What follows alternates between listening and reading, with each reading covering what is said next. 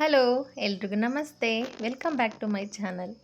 ಎಲ್ಲರೂ ಹೇಗಿದ್ದೀರಾ? ನಾನು ಚೆನ್ನಾಗಿದ್ದೀನಿ, ನೀವು ಚೆನ್ನಾಗಿದ್ದೀರಾ ಅಂತ ಭಾವಿಸ್ತಾ ಹ್ಯಾಪಿ ವರಮಹಾಲಕ್ಷ್ಮಿ ಅಂತ ನಿಮಗೂ ಹೇಳ್ತಾ, ಇದು ವರಮಹಾಲಕ್ಷ್ಮಿ ಹಬ್ಬದ್ದು ವ್ಲಾಗ್ ಆಗಿರುತ್ತೆ. ಬನ್ನಿ, ನಾವು ಅವತ್ತು ನಮ್ಮನೆ ಹೇಗೆ ಪೂಜೆ ಮಾಡಿದ್ದೆ ಅಂತ ನೋಡ್ಕೊಂಬರೋಣ. ಅದು ಬಾಗಿಲಿಗೆ ರಂಗೋಲಿ ಹಾಕಿ ನಾನು ಬೆಳಗ್ಗೆ 3 ಗಂಟೆಗೆ ಎದ್ದು ಬೇಗ ಪೂಜೆ ಮಾಡಬೇಕು ಬ್ರಾಹ್ಮಿ ಮುಹೂರ್ತದಲ್ಲಿ ಅಂತ ಮಾಡಿದೆ. ಅಂದರೆ ನಾವು ಯಾವಾಗಲೂ ವರಮಹಾಲಕ್ಷ್ಮಿ ಕೂರಿಸಿ ಪೂಜೆ ಮಾಡಲ್ಲ, ಮನೇಲಿ ಚಿಕ್ಕದಾಗಿ ಚೊಕ್ಕದಾಗಿ ಸಿಂಪಲ್ಲಾಗಿ ಕಳಸ ಇಟ್ಟೆ ಪೂಜೆ ಮಾಡ್ತೀನಿ. ಆದರೂ ಬೇಗ ಎದ್ದು ಪೂಜೆ ಮಾಡಬೇಕು ಅನ್ನೋದು ನನ್ನ ಆಸೆ. ಹಾಗಾಗಿ ನಾನು ಯಾವಾಗಲೂ ಪ್ರತಿ ವರ್ಷ ಬೇಗ ಎದ್ದು ಪೂಜೆ ಮಾಡ್ತೀನಿ. ಬೆಳಗ್ಗೆ 5:30 ಅಷ್ಟರಲ್ಲಿ ಪೂಜೆ ಎಲ್ಲ ಮುಗ್ದಿತ್ತು. ವಿಡಿಯೋ ಮಾಡ್ಕೊಳ್ಳೋಷ್ಟರಲ್ಲಿ ಒಂದು 6 ಗಂಟೆ ಎಲ್ಲ ಆಯಿತು. ಸ್ವಲ್ಪ ಬೆಳಕೆ ಆಯಿತು ಅಂದ್ಕೊಳ್ಳಿ. ನೋಡಿ, ಇವಾಗ ಇದು ಬಾಗಿಲಿಗೆ ಈ ಥರ ರಂಗೋಲಿ ಎಲ್ಲ ಹಾಕಿದೆ. ಬೆಳಗಿನ ಪಕ್ಷಿಗಳ ಸೌಂಡು ಹೇಗೆ ಕೇಳಿಸ್ತಿದೆ ಅಲ್ವಾ? ನಮ್ಮನೆ 2 ಬಾಗಿಲಿದೆ ನೋಡಿ. ಇಲ್ಲಿಗೆ ಸಿಂಪಲಾಗಿ ಹಾಗೆ ಕುಂಕುಮ ಹಾಕಿ ಹಚ್ಚಿ ದೀಪ ಹಚ್ಚಿಟ್ಟಿದೆ. ಇಲ್ಲಿಗೆ ಮಾತ್ರ ರಂಗೋಲಿ ಹಾಕಿದೆ, ಬಾಗಿಲಿಗೆ ಮತ್ತು ಇಲ್ಲಿಗೆ.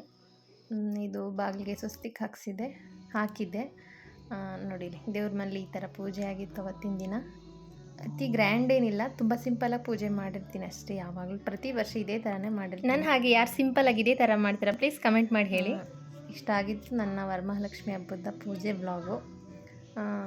ಇಷ್ಟ ಆಗಿದರೆ ಪ್ಲೀಸ್ ಲೈಕ್ ಮಾಡಿ, ಶೇರ್ ಮಾಡಿ, ಮತ್ತು ನನ್ನ ಚಾನಲ್ನ ಸಬ್ಸ್ಕ್ರೈಬ್ ಮಾಡ್ಕೊಂಡು ನೋಡಿ. ಯಾರು ಹೊಸ್ದಾಗಿ ನೋಡ್ತಿದ್ದೀರಾ ಪ್ಲೀಸ್ ನನ್ನ ಚಾನಲ್ನ ಸಬ್ಸ್ಕ್ರೈಬ್ ಮಾಡ್ಕೊಂಡು ನೋಡಿ.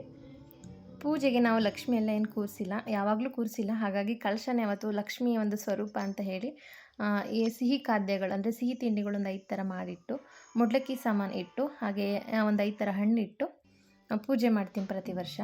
ಯಾವಾಗಲೂ ಇದೇ ಥರ ಮಾಡ್ತಾಯಿರ್ತೀನಿ. ನೋಡಿದ್ರಲ್ವಾ?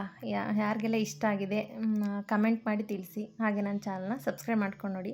ಹಾಗೆ ಅವತ್ತು ಪೂಜೆ ಎಲ್ಲ ಮುಗಿಸಿ ನಮ್ಮ ಮನೆ ದೇವ್ರ ದೇವಸ್ಥಾನ ಇತ್ತು, ಅಲ್ಲಿ ಕಾಲಭೈರವೇಶ್ವರನ ದೇವಸ್ಥಾನ, ಅಲ್ಲಿಗೆ ಹೋಗಿ ಪೂಜೆ ಮಾಡಿಸ್ಕೊಂಡು ಮನೆಗೆ ಬಂದ್ವಿ. ಪ್ಲೀಸ್ ನನ್ನ ಚಾನಲ್ನ ಸಬ್ಸ್ಕ್ರೈಬ್ ಮಾಡ್ಕೊಂಡು ನೋಡಿ. Thank you. ಮತ್ತೆ ನಾಳೆ ನೆಕ್ಸ್ಟ್ ವಿಡಿಯೋದಲ್ಲಿ ಸಿಗ್ತೀನಿ. Thank you.